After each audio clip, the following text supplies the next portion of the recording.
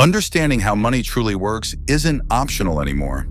People have lost access to their money and bank accounts overnight, not because they spent the money, but because the system broke. In Argentina, accounts were frozen. In Cyprus, money was taken. In the United States, a healthy bank collapsed in 48 hours, and most people had no idea it could happen until it did. On this channel, Not Too Young to Be Rich, NTYTBR, we break down everything finance, money, investing, banking, global economics, and how to protect your wealth through stories you actually understand. No boring lectures, just real events explained simply. So every time you watch a video, you leave thinking, wait, I never knew that. From bank runs to hidden risks in the financial system, to how money really moves behind the scenes. This is Finance Explained Differently, because understanding money isn't optional anymore.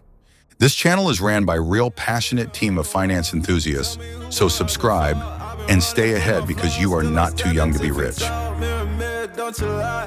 I can see it in my eyes. Truth gon' surface every time, even when no light. Dancing with my shadow in a room full of gold, trying to count on my regrets like the stories I told.